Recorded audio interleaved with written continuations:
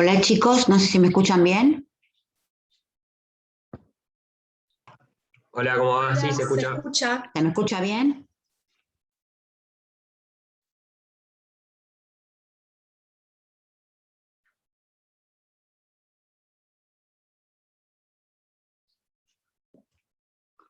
Bueno, son y 5.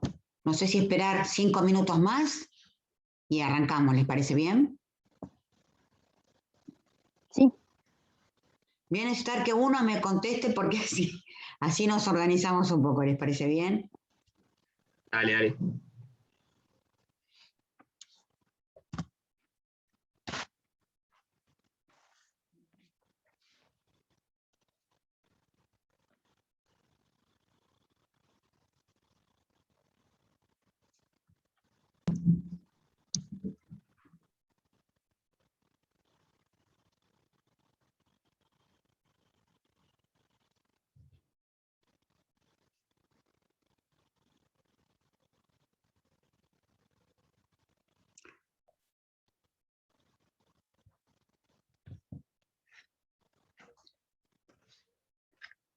Para ir haciendo un poco de tiempo, vamos a hacer algunas aclaraciones. ¿Les parece bien? Bueno, la primera aclaración es que en los encuentros de los días viernes a las 3, yo voy a tener las dos comisiones, tengo dos comisiones unidas. Es decir, tengo la comisión 2 y la comisión 3. No sé si esto está claro. Yo con la comisión 2 siempre voy a tener con esta modalidad el viernes. ¿Sí? Y en la comisión 2 me acompañan Marisa Pereira y Guillermo Vicente. Y en la comisión 3 me van a tener los viernes con esta modalidad y los lunes nos vamos a volver a encontrar con la comisión 3 presencial en la facultad. ¿Sí? En la comisión 3 me acompaña Adriana Arias y Verónica Urquevier. No sé si quedó claro esto. ¿Sí? Sí está claro, profe. Bien. Para aclarar aún más, yo les voy a reiterar mi correo, que es titiberardo@hotmail.com. Esto es para que tanto la comisión 2 como la comisión 3 me hagan las consultas que deseen. A su vez, nosotros con la comisión 3 ya hemos creado un grupo de WhatsApp. Así que si la comisión 2 gusta hacer lo mismo, lo pueden hacer. ¿Sí? En ese WhatsApp, no sé, un día se me complicó porque llego 10 minutos más tarde o lo que fuera, les informo de ahí. O incluso, si alguno quiere hacer alguna consulta, también está bueno porque la consulta, la respuesta a la consulta la ve el resto del grupo. ¿Sí? Disculpe, profesora, que le interrumpo un minuto. ¿Sí? ¿Lorena está hablando? Sí, no le abro la cámara porque tengo una conexión muy inestable. No hay problema. Le digo que la comisión 2 tiene un Stitch, un grupo de WhatsApp que del bien, centro de estudiantes. Lo que estaría está bueno bien. quizás es que la agreguen a usted en todo caso, para no hacer Lo que otro pasa grupo que, más. no, está bien, lo que pasa es que si ese grupo de Stitch es para comunicarme con todas las comisiones de teoría del proceso, no. Ah, No, la bueno, comisión 2 y 5 van ahí, que creo que perfecto, perfecto. Después otra cosa que también les quería decir, que yo ya tuve un encuentro con los de la comisión 3 presencial, pero no se los dije, así que se los digo a todos. Cuando tenemos este tipo de encuentros, es decir, virtuales, remotamente, a mí que ustedes estén en la pantalla o no estén en la pantalla, a mí no es una cuestión que me quite el sueño. Es un problema de ustedes. A mí no tiene que estar la imagen de ustedes. ¿Eh? Ustedes pueden estar tomándose un café o pueden estar haciendo otra cosa y escuchar mi voz sin que yo los vea a ustedes, yo no tengo ningún inconveniente. Entonces los aclaro porque sé que hay algunos docentes que no lo ven con simpatía esto. Bueno, yo no tengo ningún inconveniente. ¿Quedó claro? ¿Sí? Perfecto, profe. Muy bien. Y la Perfecto. última, y la última cuestión que nos organizativa es que yo tampoco tomo asistencia. ¿Sí? Perfecto, la escuchamos. Bueno. Perfecto. Y la última cuestión es que siempre cuando yo comienzo mis clases, ya sea remota o ya sea en forma presencial, siempre vamos a tener un primer momento en el que ustedes podrán hacerme las consultas que ustedes quieren respecto de cualquier tema. Tema que haya dado yo o tema que haya dado otro profesor. No hay ningún problema. ¿Sí? Genial. Clarísimo. Bueno, ¿alguna duda o podemos arrancar? No, está muy claro. Bueno, quiere decir que... Mejor ganemos tiempo. Bárbaro. Vamos a arrancar entonces junto con la comisión, con la unidad de juez. La unidad de juez, tengo entendido que es la unidad 4 del programa, y esta unidad nos va a llevar 2 clases, es decir, nos va a llevar este viernes y nos va a llevar el viernes que viene. ¿Sí? ¿Sí? Perfecto. Muy bien. Nosotros con la comisión 3, como yo tengo presencial el lunes, hacemos otro tema, vemos otro tema, pero juntos, en la clase de los viernes a las 15 horas vamos a tener hoy, el próximo viernes, la unidad 4 de juez.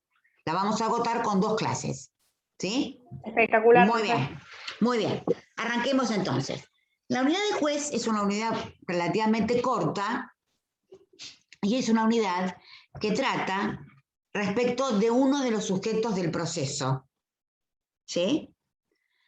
Para hablar de juez, nosotros tenemos que decir que forma parte, por supuesto, de uno de los poderes del Estado. Nosotros sabemos que el Estado se organiza con 3 poderes, o al decir de algunos, en realidad no tiene 3 poderes, sino que tiene 3 funciones, ¿sí?, que se distribuyen en 3 poderes: el legislativo, el ejecutivo y el judicial. Nosotros vamos a apuntar al poder judicial, que el poder judicial, en rigor de verdad, no es un poder compuesto solamente por jueces, sino que el poder judicial también está compuesto por el Ministerio Público, ya sea en su forma Ministerio Público de la Defensa como Ministerio Público Fiscal. Y además, con la reforma del 94, que la vamos a ver de un poquito después, también lo componen el llamado Consejo de la Magistratura. Vale decir que el Poder Judicial es un poder bastante amplio, no solamente compuesto, reitero, por jueces. Ahora igualmente vamos a centrar nuestra atención en la figura del juez. ¿Sí?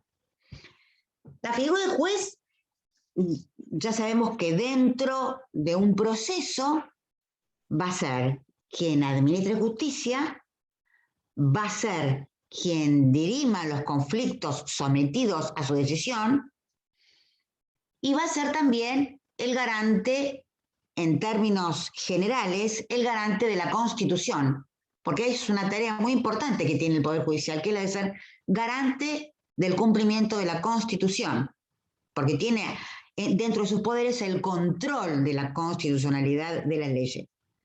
Vale decir que dentro de esa función, de esa amplia función que tienen los jueces, durante mucho tiempo se ha discutido respecto de cuáles o qué tipo, qué modelo de juez o de función judicial sería la más adecuada. Y el discutir esta función o este rol que tiene el juez dentro de un proceso ha llevado a la doctrina a dividirse en dos grandes posturas. Una que lo tiene con un rol llamado activismo judicial, y otra postura que se llama garantismo judicial. Entonces, la postura garantista versus activismo tiene que ver justamente con qué rol se le da al juez dentro de un proceso. Ustedes cuando no entienden algo, me paran y me dicen, ¿sí? Perfecto. Si tenemos en cuenta el modelo, el primer modelo de proceso nacido en Roma, ese proceso tenía las características de ser un proceso bastante privativo, es decir, de derecho privado, donde las partes siempre han tenido un rol importante, porque, digamos, el modelo que durante muchos años, y el más antiguo, es el modelo o sistema dispositivo. Este modelo hace que, repito, las partes tengan un protagonismo más importante, porque son las partes quienes inician los procesos, las partes quienes aportan la prueba, las partes quienes informan cuál será el objeto a decidir, las partes las que impulsan el proceso y eventualmente las partes también son las que podrán terminarlo. Entonces, bajo este modelo proliferó el rol garantista del juez, es decir, el juez que solamente velaba porque se respetasen las garantías y era un poco un rol de director del proceso. ¿Sí?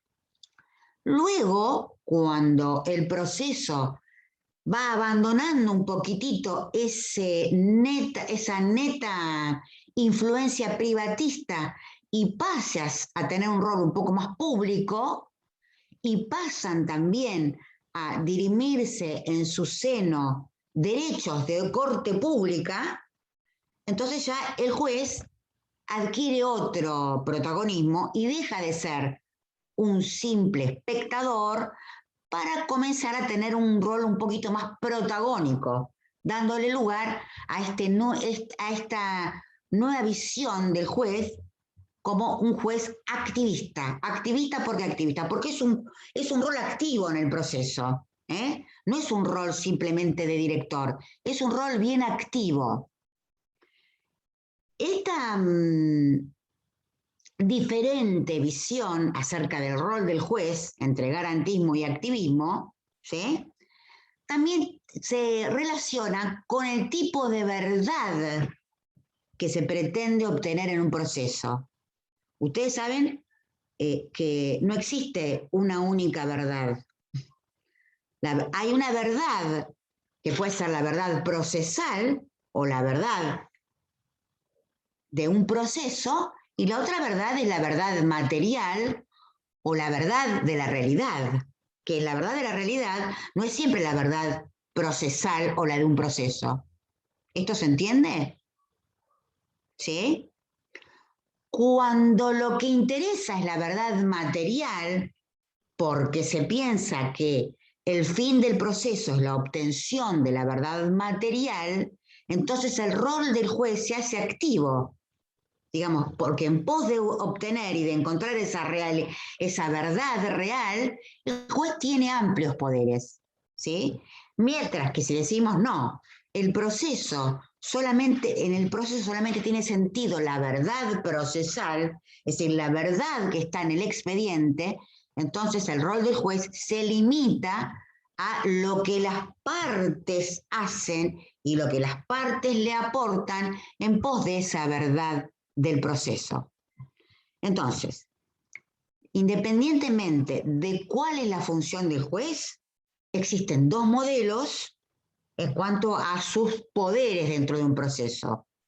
Un rol más activo, enrolado dentro de la postura activismo judicial, y un rol de director del proceso, ¿sí? Donde se lo llama garantismo procesal. Y de esto tenemos varios referentes en la doctrina del derecho procesal, enrolados dentro de una postura o de otra. ¿Sí? Muy bien. Si no entienden, me van preguntando, me van consultando, chicos, ¿eh? No, espectacular, profe. Vayamos viendo ahora cómo se los designa a los jueces. Muy bien. Para hablar de designación de los magistrados, nosotros tendremos que hacer una pequeña diferenciación entre lo que establece la Constitución previa a la reforma del 94, ustedes saben que en el 94 hubo una reforma constitucional, o posterior a la reforma del 94, porque la forma en que se designan los jueces, cambia de acuerdo a si es antes de la reforma o posterior a esa reforma. Antes de la reforma constitucional del 94, los jueces federales, porque aquí también vamos a hacer una distinción previa. Ustedes saben que a pesar de que tenemos un único poder judicial, ¿no es cierto?, compuesto, como acabo de decir recién, no solamente por los jueces, sino también por el Ministerio Público y por el Consejo de la Magistratura, no es el único poder judicial existente en la República Argentina, porque en la República Argentina coexisten poderes judiciales de la nación y de cada provincia, ya que cada provincia, y según el sistema federal, ha organizado para sí su propia administración de justicia y por lo tanto cada provincia cuenta con un poder judicial propio o provincial, que repito, coexisten con el nacional. ¿Sí? El artículo 5 de la Constitución de la Nación ha establecido un imperativo legal y les ha ordenado la Nación a las provincias que no solamente garanticen su educación, no solamente garanticen su régimen municipal, sino que también les dice que tienen que tener y organizar su propia justicia. Vale decir que entonces, como consecuencia del artículo 5, cada provincia organiza su poder judicial, que repito, coexiste con el poder judicial de la nación. ¿Estamos de acuerdo? Muy bien. La forma en que se eligen los jueces de la nación, es decir, los jueces federales, repito, hay que diferenciar en que si hablamos de la forma de elección antes de la reforma del 94 o posterior a la reforma del 94. ¿Sí? Esto ha pasado lo mismo en el caso de la provincia de Buenos Aires. Los jueces de la provincia de Buenos Aires también hay que diferenciar si estamos hablando de elecciones antes de la reforma del 94 o posterior a la reforma del 94, porque la constitución de la provincia también se ha modificado. ¿Sí? ¿Hasta ahí vamos bien? ¿Seguros? Sí, profe. Bien. Antes de la reforma del 94, los jueces, no importa la instancia que sean, es decir, estamos hablando de jueces de la Corte hasta jueces inferiores, antes de la reforma del 94, si hablamos de jueces federales, se elegían a través del Poder Ejecutivo con la anuencia del Senado de la Nación. Es decir, lo elegía el presidente con acuerdo del Senado de la Nación. ¿Sí? Si estamos hablando de los jueces de la provincia de Buenos Aires, los elegía el gobernador con acuerdo del Senado de la legislatura de la provincia de Buenos Aires. Quiere decir que era una elección en la cual participaban dos voluntades, la del Ejecutivo con la anuencia o con el acuerdo del Senado de la Nación o de la provincia, de acuerdo si eran jueces federales o jueces de la provincia de Buenos Aires. ¿Hasta ahí vamos bien? ¿Sí? Sí. Como consecuencia de la reforma del 94, ¿sí?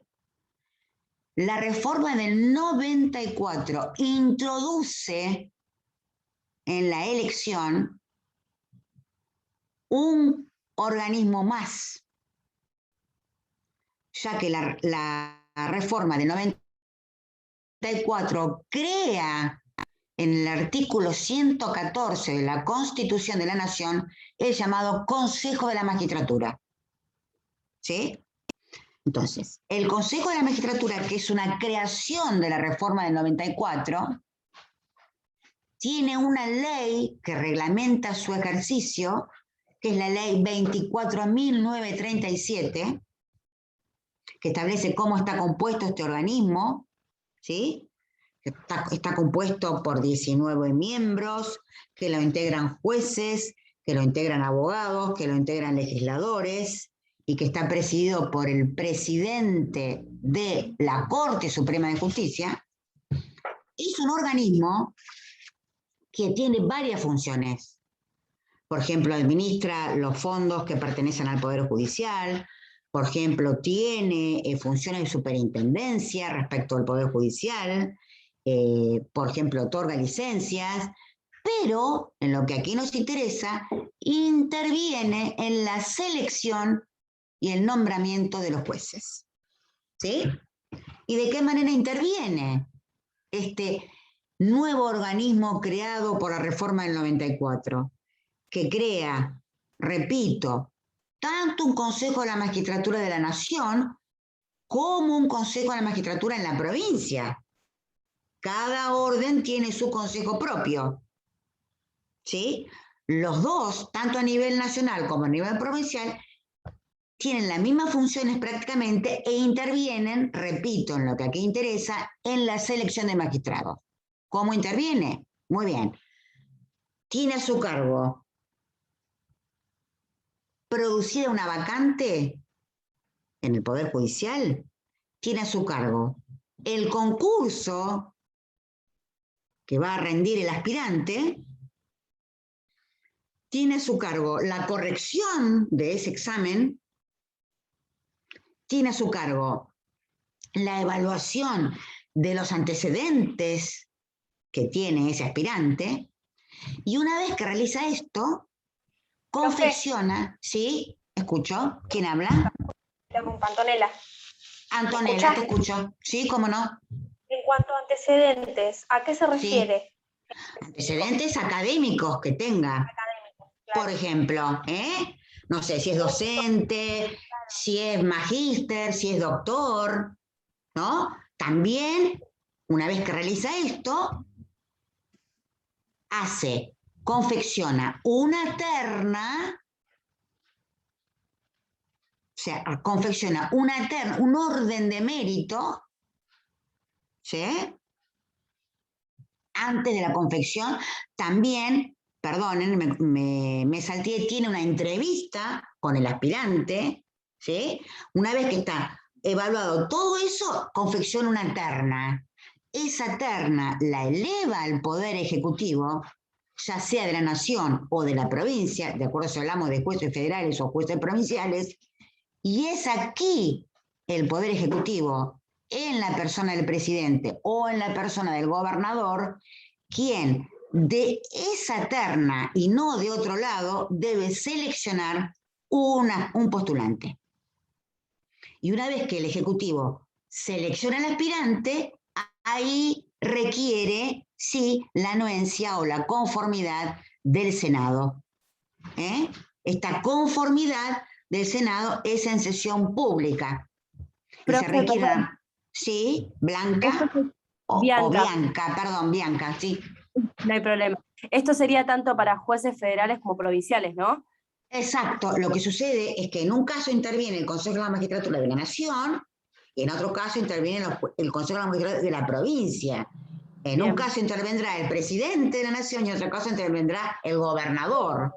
Y en un caso intervendrá el Senado de la Nación y en otro caso intervendrá el Senado de la provincia. Perfecto. ¿Sí? Sí. Bien. Entonces, repito, el Senado brinda su acuerdo en sesión pública y con una mayoría especial de las 2/3 partes de sus miembros presentes. Es una mayoría especial que se requiere para esta selección del juez. ¿Sí?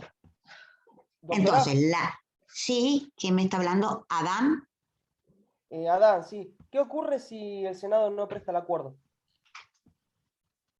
ese juez no se nombra. O sea, para que se perfeccione el nombramiento, se requiere todos esos pasos. ¿Pero qué? ¿Vuelve todo O de sea, vuelta a cero? el Senado Otra vez, perfecciona. Claro, el Senado perfecciona, ¿no? O en este caso, el presidente, el ejecutivo o el gobernador podrá elegir otro y ver si tiene la... Es muy raro que un candidato llegue sin los números para ser elegido, porque es prácticamente como quemar a un candidato, digamos. ¿Sí? Entonces, generalmente se llega. Ha pasado que no, ¿eh? Ha pasado que no. Yo recuerdo una vez un candidato a procurador general que no obtuvo, porque, a ver, también es lo mismo para los miembros del poder del Ministerio Público. La misma forma en que se eligen también los miembros del Ministerio Público. Y también en el caso de miembros del Ministerio Público tenemos que dividir entre antes de la reforma y después de la reforma. ¿Sí? Entonces, generalmente, cuando estamos en la instancia de que el presidente selecciona o el gobernador selecciona y va al Congreso para esa anuncia, generalmente los votos, se cuenta con los votos para nombrarlo, pero podría suceder que no, en cuyo caso tendrá que elegir otro de la terna, siempre de la terna, no fuera de la terna. ¿Sí? Claro, es vinculante, como dice la Constitución. Exactamente, la terna Obliga es al vinculante, obliga a elegir en los miembros de esa terna, no puede elegir otro. Es vinculante en el sentido que tiene que elegir o seleccionar de la terna del Consejo de la Magistratura. ¿Sí? Gracias, doctor. ¿Se entendió? Muy bien. Perfecto. Entonces, una vez seleccionado el magistrado, ¿sí? Perdón, vamos a hacer una diferencia porque me faltó decir algo. Esta modificación, esta importante modificación que trajo la reforma del 94, habiendo creado justamente un nuevo organismo multisectorial denominado Consejo de la Magistratura, que cobra un papel importante en la selección, y el viernes que viene vamos a ver que cobra un papel importante también en la remoción, ¿sí? La salvedad que hay que hacer, que la reforma del 94 no trae diferencias cuando a quien se elige es a un juez de la Corte. ¿Sí? Con esto, ¿qué quiero decir?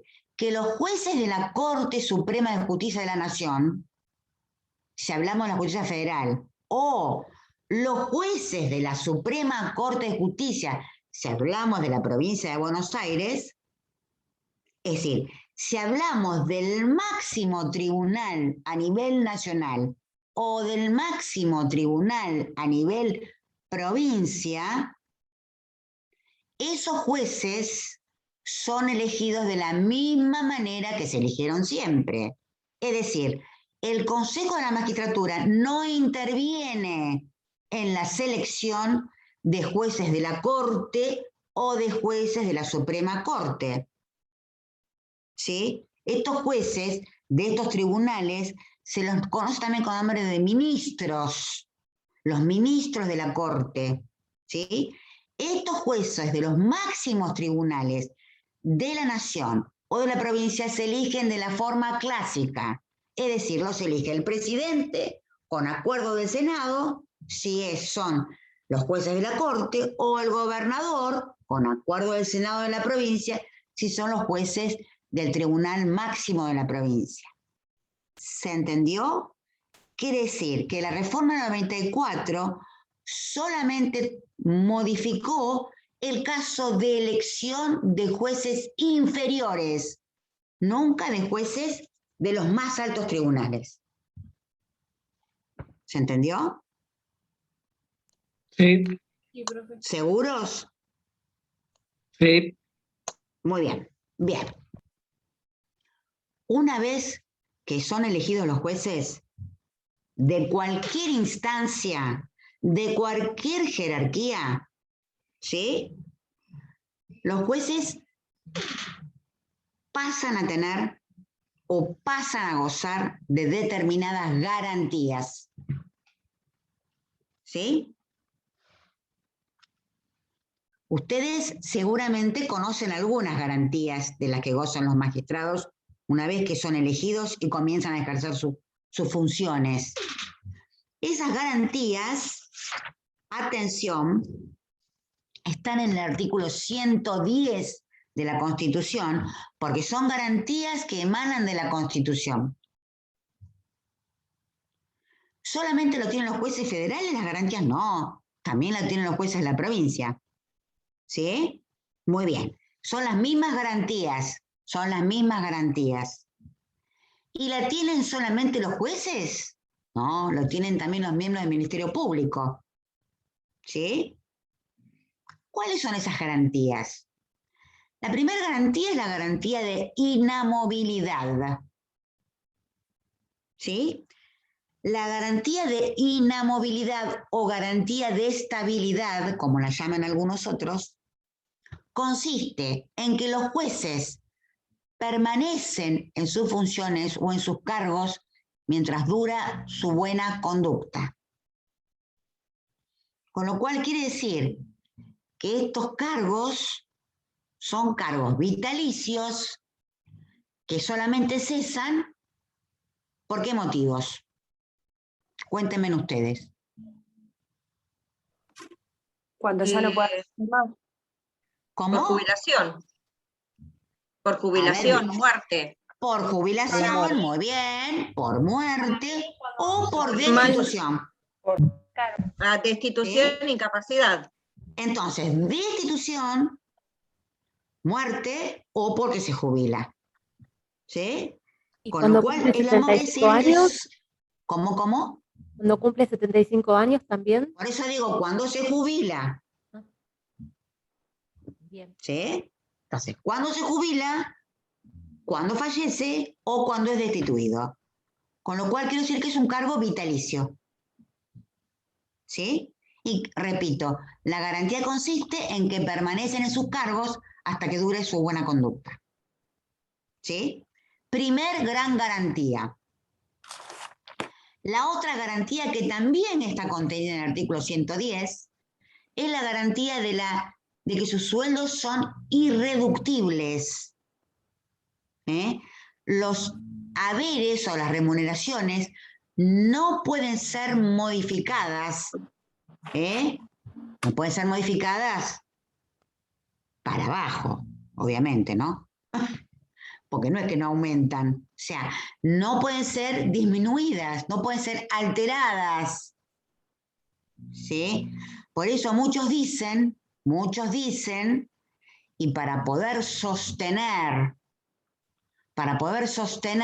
que, por ejemplo, los magistrados no pagan ingresos brutos, no pagan ganancias, es justamente que esos impuestos a los haberes estarían modificando los haberes, lo cual está prohibido por el artículo 110 de la Constitución de la Nación. Es bastante discutible esta cuestión, ¿sí?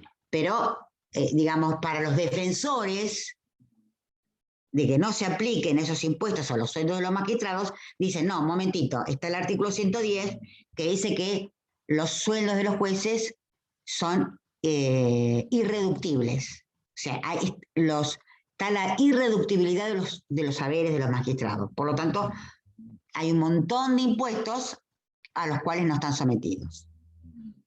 ¿Sí? Muy bien. Entonces, las dos grandes garantías están contenidas en el artículo 110 de la Constitución. Y si ustedes preguntan qué sentido tiene que existan estas garantías, ¿ustedes qué fundamento le encuentran? ¿Por qué existirán estas garantías? ¿Por qué serán tan importantes estas garantías que la establecen nada más ni nada más con la Constitución de la Nación? ¿Cuál sería el fin último? Para que no se sientan presionados por los otros poderes, ¿puede ser? ¿De alguna manera? Bueno, muy bien. Entonces, en principio, estas garantías están establecidas en pos de la tan mentada y necesaria independencia. ¿Sí? Es decir, se cree, se considera que los magistrados, o que será un poder lo suficientemente independiente si goza de determinadas garantías. ¿Sí? Entre ellas, las dos más importantes son la de inamovilidad y la de irreductibilidad de los sueldos o de los haberes. Entonces, el fin último es mantener su independencia. ¿Sí? Es decir, que también son garantías que en última instancia son en favor de los individuos, porque si el Poder Judicial es independiente, también es un beneficio para el ciudadano común, de a pie, ¿no es cierto? Entonces, se dice que esas garantías intentan garantizar esta independencia. ¿Sí? Ahora, así como aparecen estas garantías, aparecen también, cuando uno es juez, ciertas incompatibilidades. Es decir, cosas que o actividades, funciones que los jueces no pueden hacer mientras sean jueces. A eso se le llama incompatibilidades. Hay algunas incompatibilidades que son absolutas, es decir, en ninguna circunstancia los jueces pueden hacer determinadas cosas, y otras que son relativas, porque son prohibiciones que ceden frente a determinadas circunstancias. Vayamos viendo cuáles son. ¿Cuáles son las incompatibilidades más conocidas? Bueno, las incompatibilidades más conocidas son que los jueces, siendo abogados, porque los jueces deben ser abogados, ¿verdad? ¿Sí? Es un cargo letrado. Muy bien. Entonces, siendo abogados, no pueden ejercer la abogacía. Entonces, la primera incompatibilidad es que ellos no pueden ejercer la profesión de abogado. ¿Sí? Otra incompatibilidad u otra prohibición, otra cosa que no pueden hacer, es tampoco pueden realizar un proselitismo político. Esto no quiere decir que los jueces no tengan ideas políticas o no voten o no simpaticen con un partido político. Lo que no pueden es estar afiliados, no pueden ir a la campaña de, no sé, por decirlo, acompañarlo a Manes a hablar en un podio. No pueden hacer proselitismo político. ¿Sí? Repito, eso independientemente de que pueden tener sus ideas, por supuesto, políticas como cualquier persona. ¿Sí? Lo que no pueden hacer proselitismo político. Tampoco pueden ejercer el comercio. ¿Sí? Profe, perdón, todas estas serían absolutas, ¿no? Bianca, sí. Bien. Ahora vamos a ver solamente en qué casos ceden. Es un solo caso. Entonces, tampoco pueden ejercer el comercio, repito. ¿Sí? Su actividad fuera de ser un juez sería la docencia. Es más, ni siquiera cualquier docencia, sino que está reservada a la docencia universitaria. Y de hecho, ustedes van a tener, o capaz que ya han tenido, muchos profesores que son jueces. ¿Sí? Nuestra facultad tiene una importante planta docente, magistrados. Entonces, prácticamente la actividad fuera de ser juez es ejercer la docencia universitaria. ¿Sí? Llamada de grado y de posgrado también. Disculpe, Universitaria. profesora. Lorena, Una te escucho. pregunta. En la Querida. prohibición de ejercer el comercio, ¿a qué Sí. se refiere exactamente? ¿A todo tipo de comercio? Sí, es decir, el juez no puede tener a su nombre, por ejemplo, no sé, sí, un negocio, una cadena de una tienda. ¿Sí? Ah, o sea, un comercio, no actos comerciales, sino al comercio en general. Un comercio, exactamente, exactamente. Ah, ahí entendí. ¿Está? No, me acordé, Bueno. ¿sabe por qué le preguntaba esto? Recordé aquel problema que tuvo el doctor Zaffaroni con un departamento que tenía que lo dio en alquiler. Y en realidad el dar en alquiler es un acto de comercio, si se Y quiere. claro, exacto, pero no lo ejercía él se olvidaba de una inmobiliaria para que se lo alquile, por supuesto. No, Ah. eso no, eso no, eso de hecho hay un montón de jueces que tienen propiedades, que la tienen alquilada. Lo que no podría tener, por ejemplo, no sé, una sociedad a su nombre que una cadena de tiendas, por ejemplo. Ah, perfecto, ahora entendí. Bueno, entonces de todas estas prohibiciones que se llaman en realidad incompatibilidades, además de, por ejemplo, también, por ejemplo, les está prohibido su participación o su concurrencia a lugares donde se hagan juegos de azar. Por ejemplo, los jueces no pueden ir al casino, no pueden ir al bingo. ¿Sí? Es decir, digamos, tiene que mantener una vida decorosa. ¿Sí? Y dentro de las actividades que no pueden hacer, que hablamos de que no pueden ejercer la profesión de abogados siendo abogados, esta prohibición cede si estamos hablando de que el juez va a actuar como abogado en causa propia de su cónyuge, de sus ascendientes, o sea, padre y madre, y de sus descendientes. ¿Esto qué quiere decir? Que si hay un proceso en el que es parte estos sujetos, es decir, el cónyuge de un juez, el hijo de un juez, el padre de un juez, o es causa propia, el juez puede intervenir como abogado. ¿Sí? Entonces, esta prohibición de ejercer la abogacía cesa en causa propia, cónyuge, descendientes o ascendientes. ¿Se entendió? ¿Sí? Sí, doctora. Yo, los pocos casos que conozco de juez que es parte en un proceso, porque a ver, puede ser parte en un proceso un juez, obviamente, ¿no es cierto? Yo, los pocos casos que conozco, por ejemplo, qué sé yo, una jueza se puede divorciar, ¿no es cierto? Un juez puede deber plata, por ejemplo.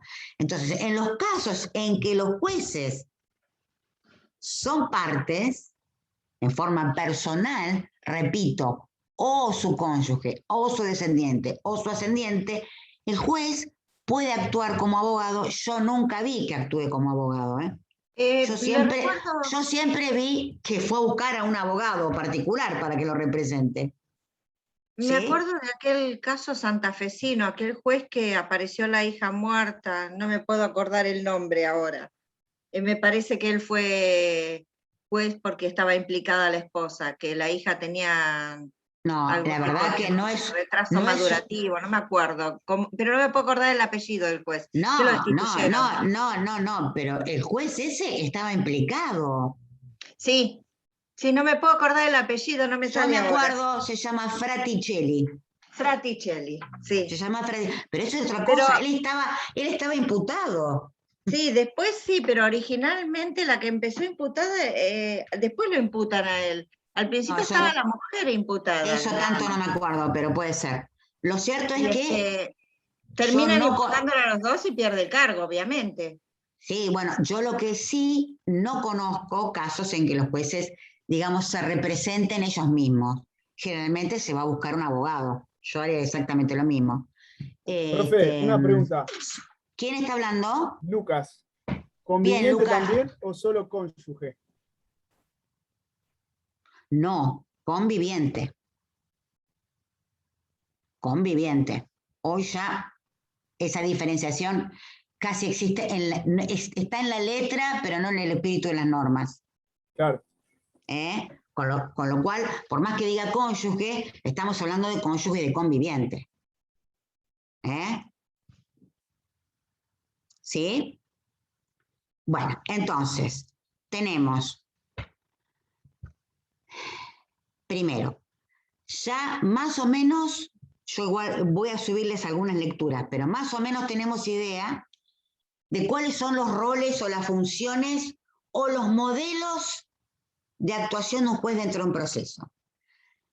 Sabemos cómo se eligen estos jueces. Sabemos que hay que hacer una gran diferenciación entre jueces, cómo se elegían antes de la reforma del 94 y con posterioridad de la reforma del 94. Saber que los jueces de todas las jerarquías o instancias no se eligen de la misma forma, porque dijimos que los jueces que forman parte de la Corte Suprema de la Nación o de la Suprema Corte de la Provincia se eligen de forma diferente, ¿sí? Sabemos que una vez que son elegidos, gozan de determinadas garantías y también existen o sufren determinadas incompatibilidades o prohibiciones, ¿sí? Vamos a hablar de qué otra forma existe para garantizar o que garantice esta imparcialidad. Ahora ya no me voy a referir tanto a la independencia, porque cuando uno habla de independencia, habla del poder judicial respecto de los otros poderes. Pero cuando uno habla de imparcialidad, ya habla de los jueces y el proceso en el cual van a intervenir. ¿Sí? Cuando yo digo jueces y el proceso en el cual van a intervenir, no me estoy refiriendo solamente a los procesos civiles, ¿eh? Estoy hablando de juez vinculado al proceso donde va a intervenir. Penal, laboral, civil, administrativo, de familia, ¿sí? Y esa imparcialidad que debe imperar o que debe existir tiene que ver no ya solamente con que el juez tiene libertad para decidir porque tiene independencia frente a los otros poderes, sino que imparcialidad implica que no tiene que tener ningún interés particular en ese proceso en el que está interviniendo. Entonces, cuando yo digo que el juez debe ser imparcial, debo tener en cuenta dos cosas. Una, que la imparcialidad es siempre el vínculo entre el juez y el proceso. Repito, cuando yo digo independencia, es el juez frente a los otros poderes. Cuando yo digo imparcialidad, es el juez y el proceso en el que interviene.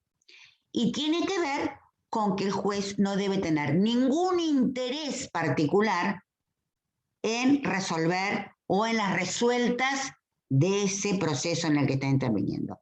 A eso se le llama imparcialidad. ¿Sí?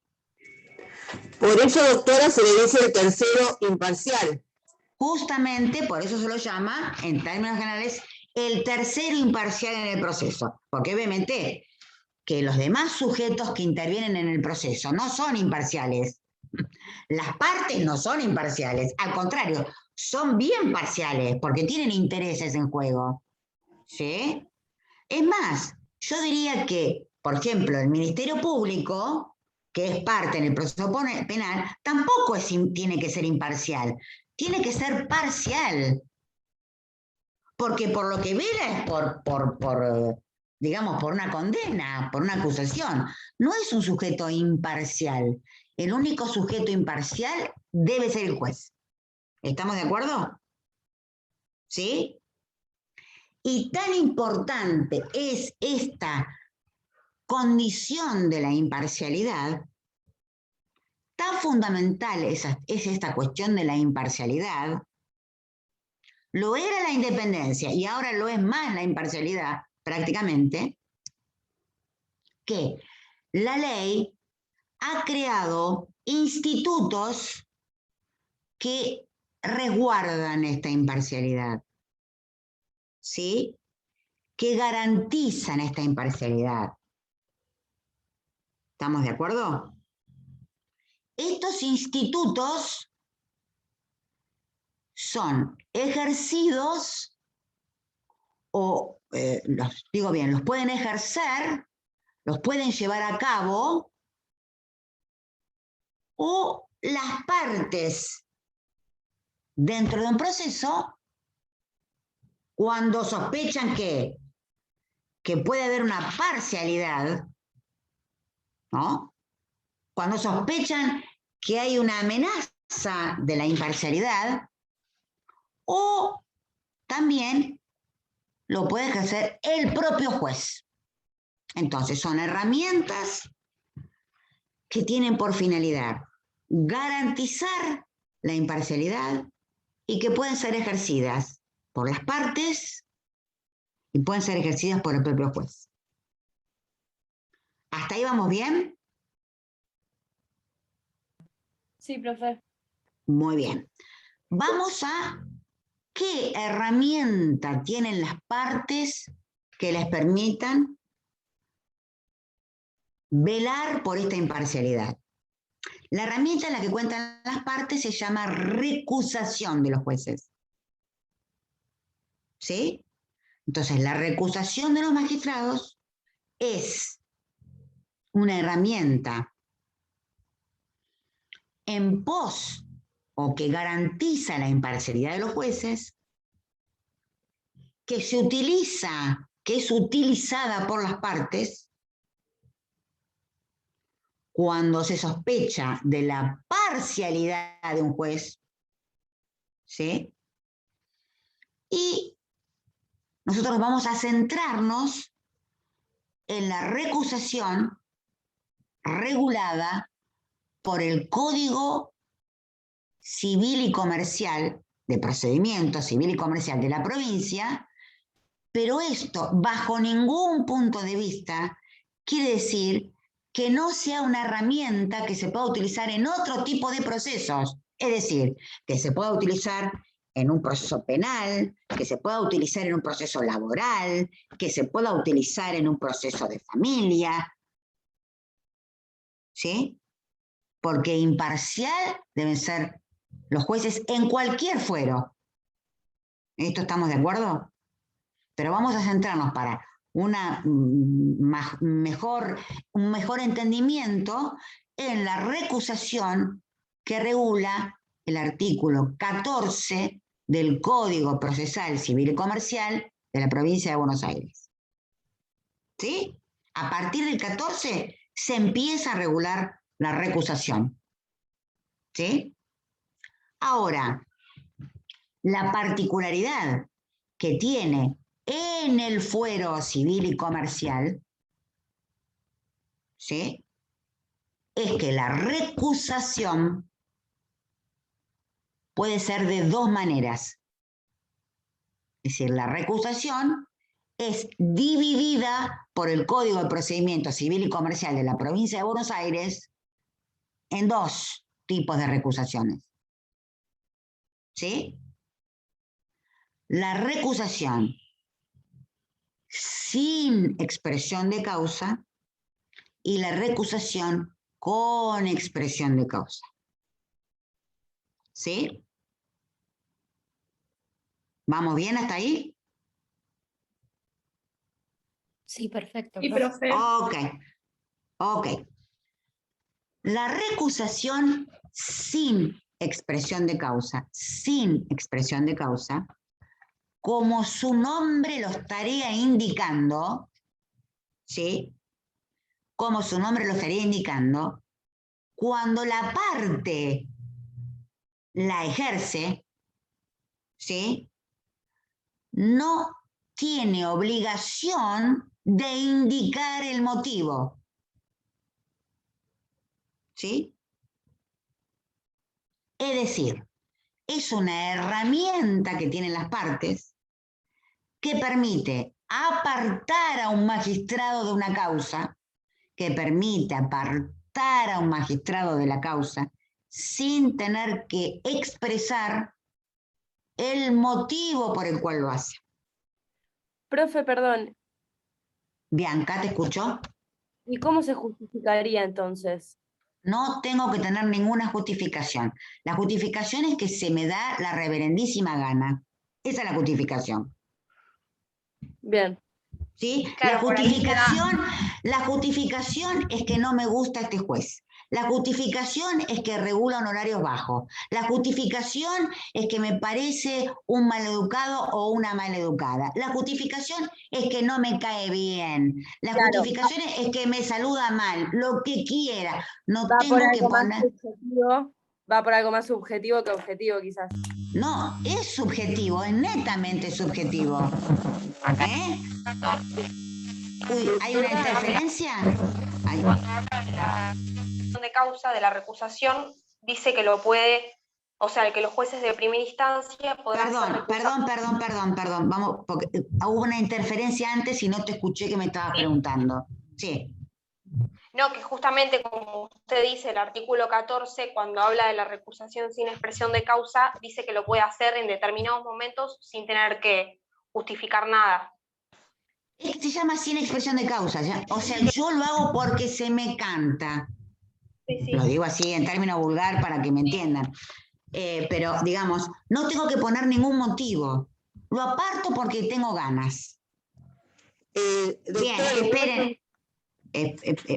Sí, Cecilia. sí. Lo saco, o sea, lo excluye porque sin expresión de causa, ¿no? Pero después el juez puede pedir a su superior de alzada para que vea esto, ¿no es cierto? No puede pedir nada porque es un beneficio que tienen las partes. Ah, pensé que se la tiene que aguantar porque es un beneficio que tienen las partes.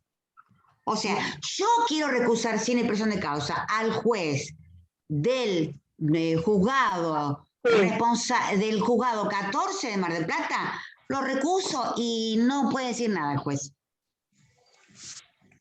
Estamos hablando, atención, aclaré que sin expresión de causa es civil y comercial. ¿Sí? Sí. Y esperen.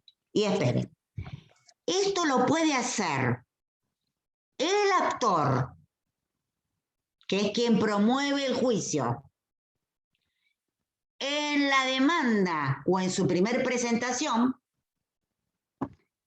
o lo puede hacer el demandado, que es contra quien va al juicio, en su primer presentación. ¿Sí?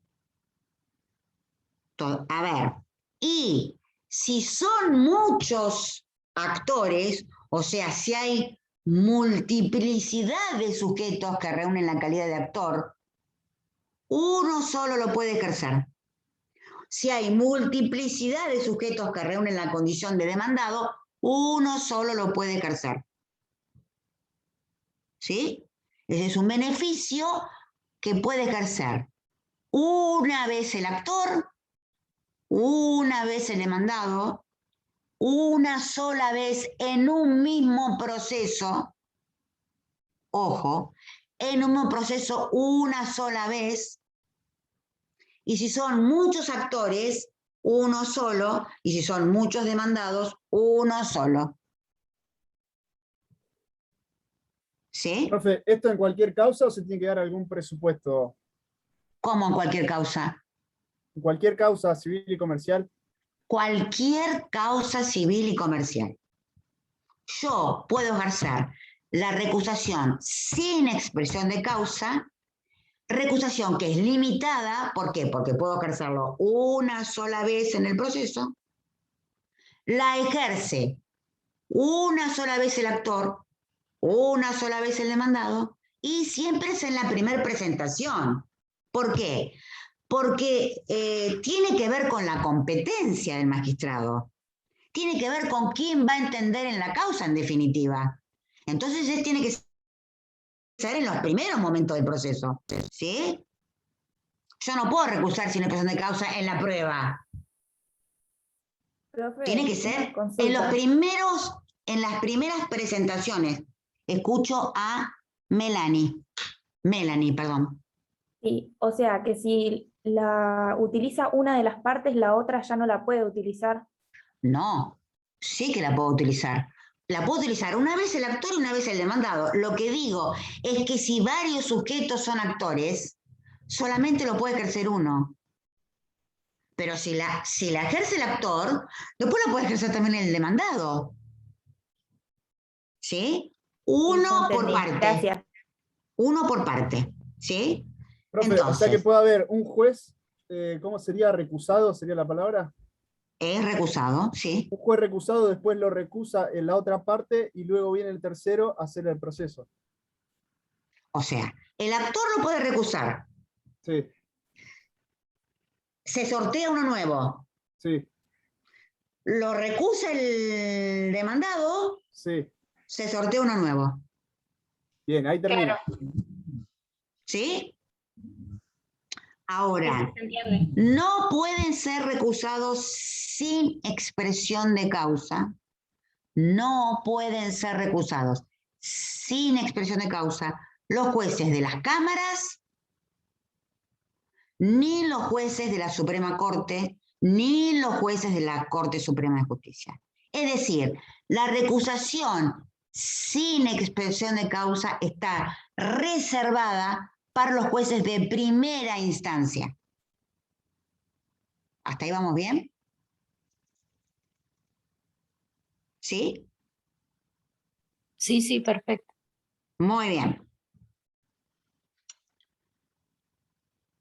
Ahora, generalmente cuando vamos a suponer que el actor va a recusar sin expresión de causa, uno, como ya, en realidad la expresión sin expresión de causa no es algo que se le ocurre a la parte.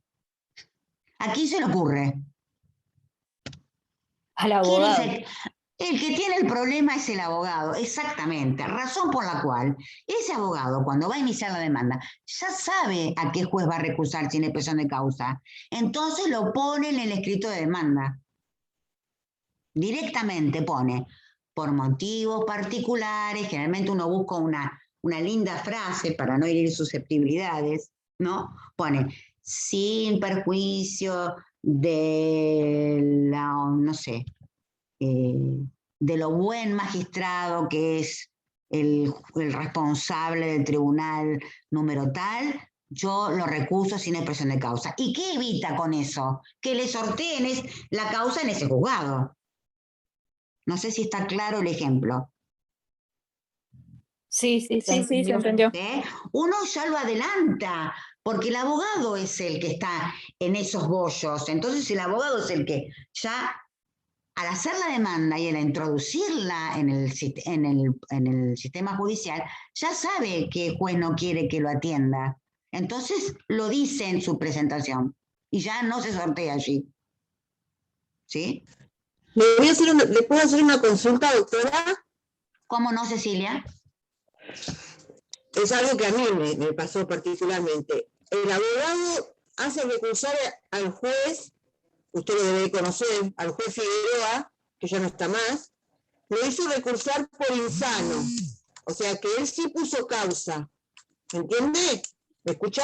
Bueno, pero ahora ya voy a decir cuál es la recusación con expresión de causa, porque no es la Claro. única sin expresión de causa. No. Con expresión de causa, lo trató de insano, por lo tanto el juez mandó a cámara y cámara a mí, o sea, él trasladó eso y después a mí me mandaron a quiebra, porque el juez no se sintió mal por lo que le habían puesto. Agraviado. Entonces, el tema es así. Cuando yo recuso sin expresión de causa, es una prerrogativa, si se quiere decir, que me da la ley. Un beneficio que me da la ley. ¿Sí? Ahora, la otra forma en que los jueces pueden ser apartados, también por la recusación, es con expresión de causa. Entonces acá ya el tema no es subjetivo, es si yo tengo una causal que indica la ley, yo lo puedo pedir el apartamiento del juez. ¿Sí? Allá acá no es porque no me gusta la cara, porque me saluda mal, porque, viste, es embromado cuando regula un horario, porque es un mujer o un tipo muy especial. No, acá tengo una causa objetiva para apartarlo. Esas causales tampoco las puedo inventar yo, sino que son causas legales que están en el artículo 17 del Código de Procedimientos Civil y Comercial de la Provincia de Buenos Aires. ¿Sí? Por ejemplo, la consanguinidad, el parentesco por consanguinidad hasta el 4º grado y afinidad hasta el 2º, entre el juez y alguna de las partes o los letrados que intervienen.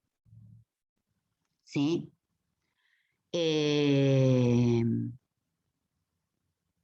Haber sido el juez denunciado por alguna de las partes. Ser el juez deudor o acreedor de alguna de las partes o sus letrados. ¿Sí? Tener amistad manifiesta con las partes o con sus letrados. Tener enemistad manifiesta con alguna de las partes o con sus letrados. Esta causal de la enemistad, ¿sí?, tiene que ser previa al juicio, no una enemistad que se cosechó durante el proceso, ¿sí?, sino que tiene que ser previa al juicio. Y es lógico, porque si no, una parte puede, no sé, insultar a un juez durante un proceso, entonces ya enemistad manifiesta, lo aparto. No, tiene que ser previa, preexistente al juicio. Entonces, si yo compruebo que existe una de las causales dispuesta en el artículo 17, yo puedo recusar, ahora sí, con expresión de causa. Aquí sí la parte está obligada a probar el motivo. Por supuesto. Invocarla y probarla. Y además, la diferencia que tiene con la sin expresión de causa es que es ilimitada. Es decir, no la realizo una sola vez, yo la realizo cuantas veces es necesaria hasta dar con el juez imparcial. No la realizo solamente una vez. No es ilimitada y tampoco la ejerzo solamente con los jueces de primera instancia. ¿Sí? Yo la puedo utilizar contra otros jueces de instancias superiores, porque existe una causal seria y concreta que pone en peligro su imparcialidad. No es un antojo de la parte, no es un antojo del abogado. Existe una circunstancia concreta y objetiva que compromete su imparcialidad, en cuyo caso puede ser ejercida contra cualquier juez y no es limitada. Yo puedo ejercerla cuantas veces es necesario hasta dar con el juez imparcial. ¿Sí? Ahora bien, dijimos que la imparcialidad, y acá sí, como comentaba una alumna, y aquí sí puede haber un entuerto entre lo que plantea una parte y el propio magistrado, que dice, no, un momentito, yo no soy amiga de la parte, yo no soy enemigo de la parte. Entonces, se pudiese armar una incidencia que sería resuelto por el órgano superior, ¿sí? Distinto es si yo digo, no, mire, yo lo voy a recusar porque la parte es el hermano del juez. Bueno, esa circunstancia, si se prueba, no puede armar ninguna incidencia porque es una causal bien objetiva. Ahora, hay veces en que las causales que se invocan, pese a ser objetivas, pueden ser discutidas. Entonces, puede existir alguna incidencia en torno de estas recusaciones. ¿Se entendió hasta acá? Sí, profe, una consulta, pero por un tema de, digamos, de economía procesal y demás, ¿Cómo, no cómo, se, cómo, cómo? Por un tema de... de economía procesal, ¿no se deberían dejar de lado los jueces que ya, por ejemplo, son familias, que ya se sabe que, no sé, el hermano está en juicio, no se deberían dejar de lado a la hora del sorteo? Bueno, es medio raro que te toque justo, sí, eso es raro, pero pueden darse circunstancias en las que pueda aparecer un juez, o sea, es raro que sucedan cuando las circunstancias son tan claras, pero bueno, yo tampoco tengo por qué saber si el juez es deudor de una de las partes o acreedor. Bueno, me entero. Bueno, tengo una herramienta para apartarlo, por ejemplo. No siempre las circunstancias son tan patentes como ser hermano, como ser marido. Bueno, no siempre es tan grosera, digamos, la circunstancia, ¿sí? Ahora, dijimos que la herramienta que garantiza la imparcialidad no siempre era una herramienta que era utilizada por las partes, ¿recuerdan? Dijimos también que era una herramienta que en ciertos casos eran utilizados por los jueces, ¿sí? Cuando la herramienta es utilizada por el mismo juez y que dice, no, un momentito, yo me aparto, yo me inhibo de entender en esta causa, ¿sí? Se llama excusación. Entonces, cuando yo escuche la expresión recusación, ya sé que es algo que hacen las partes. Y cuando yo escucho la expresión excusación, ya sé que es algo que hace ¿quién? El juez. Porque es él mismo el que se aparta. ¿Sí? Aclaremos esto. Los jueces no se pueden apartar sin expresión de causa. Esto es elemental, porque el juez tiene el deber de dictar sentencia, tiene el deber de impartir justicia. Entonces no puede decir, no, esta causa es un poco complicada, ¿viste? Yo me voy a apartar. No, esta causa me va a llevar mucho tiempo, mejor me voy a excusar. No. El juez siempre se excusa expresando la causa. Y la causa que puede expresar son las causas que están contenidas en el artículo 17. Tampoco puede inventar una causa. ¿Sí? Porque su apartamiento tiene que ser bien objetivo. Porque, repito, él tiene el deber de dictar sentencia, tiene el deber de fallar. ¿Sí? Entonces,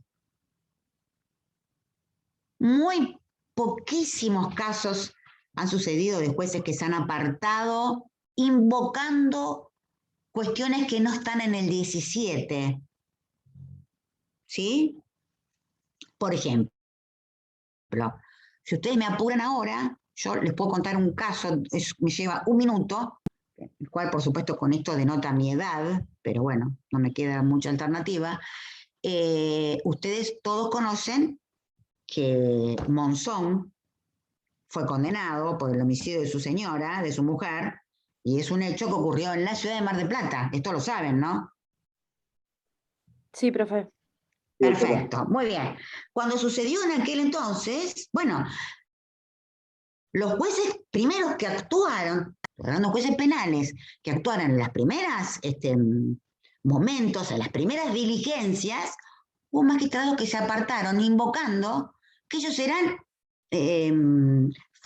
fervientes admiradores de la, digamos, de la carrera deportiva de Monzón. Bueno, eso fue tomado como un elemento que pudiese poner en juego su imparcialidad. El 17 no lo dice eso. No dice el 17, si usted es ferviente admirador de la carrera deportiva del imputado, no lo dice el 17. Sin embargo, se invocó, se probó y se tuvo en cuenta como una causal para su apartamiento. Pero en realidad, la causa que el juez debe invocar son las contenidas en el artículo 17. Doctora. ¿Quién me está hablando? Adán, te escucho. No, sí, por lo que dijo recién. Entonces, para la recusación con expresión de causa, las causales del artículo 17 serían taxativas, pero para la excusación no. En realidad, yo en la excusación diría también que son taxativas, porque es limitadísimo el número en que vos podés fundar que ponés en peligro tu imparcialidad. Yo en principio diría que son las del 17, salvo rarísimas excepciones como la que acabo de decir. ¿Sí? Tan importantes son que esto no es algo optativo para el juez, es un deber del magistrado inhibirse si se dan estos supuestos. Y de no hacerlo, constituye una causal de mal desempeño y puede ser sometido a un jury, porque es un deber apartarse si se dan estas condiciones, ¿sí? O si se dan estas causales. ¿Sí? Una consulta. En el caso de Sí. que el juez se aparte, Sí, ¿quién lo debe probar? ¿El mismo juez? no entendí. Si el juez se excusa él mismo, Claro. sí, es decir, me aparto por tal motivo, me aparto porque soy, no sé, amigo íntimo del imputado, me crié con él, no sé. Me aparto de esta cuestión civil porque yo como todos los fines de semana asado con él, por supuesto. Ahora, si yo digo, me aparto porque es mi hermano, bueno, acompañaré la partida y entonces demostraré que soy su hermano o que soy, no sé, su cónyuge. Igualmente, profe, si no se quiere apartar de la causa, puede no hacerlo, siempre y cuando mantenga su imparcialidad, ¿no? No. Si se dan las cuestiones, él tiene el deber de apartarse. Claro, si se dan sí o sí no tiene Si opción, él digamos. no se aparte, o si la parte no lo aparta, porque la parte por ahí no se enteró, constituye causal de mal desempeño. No puedo decir, yo soy íntimo amigo, pero creo que en esta voy a ser imparcial, me voy a quedar. No, no, no. Es una causal de mal desempeño. Bien. ¿Sí? ¿Sí? Entonces, vamos a parar aquí. El viernes que viene, con las dos comisiones juntas, como hoy, vamos a ver remoción de los jueces y vamos a ver deberes y facultades de los jueces. Y creo yo que con estos temas terminamos la unidad. Y con la comisión 3 los veo el lunes en la facultad presencial y vamos a iniciar la unidad de competencia. ¿Sí? Recuerden, chicos, que cualquier pregunta, mail, WhatsApp y nada. Eso es todo. Perdón, los temas de la semana que viene. ¿Una pregunta más? Perdón, sí, escucho. Del viernes que viene. El viernes que viene conmigo terminamos la unidad de juez. Vamos a ver remoción, vamos a ver deberes y facultades de los jueces, y yo cuando termino la unidad, generalmente les digo qué ley tienen que leer, qué artículos tienen que leer, como para cerrar definitivamente. Y también lo que hago, si tengo tiempo, vamos a ver porque este cuatrimestre me tocan 2 comisiones en vez de una, pero también lo que hago, eso no se los dije, hago como una guía de preguntas de la unidad, ¿sí? Que contestando esas preguntas, digamos, uno más o menos puede manejar bien la unidad que estamos terminando, ¿ok? Ok. Ok. Sí, profe. Excelente. No escuché. Antonella, No, yo decía excelente, profesora, porque te entendí todo re bien. Bueno, me alegro mucho, chicos. Tengan un lindo fin de semana. Gracias. Gracias. Pásenla lindo. Gracias, Chau, profesora. chau. Gracias. Chau, chau. Gracias, muy amable.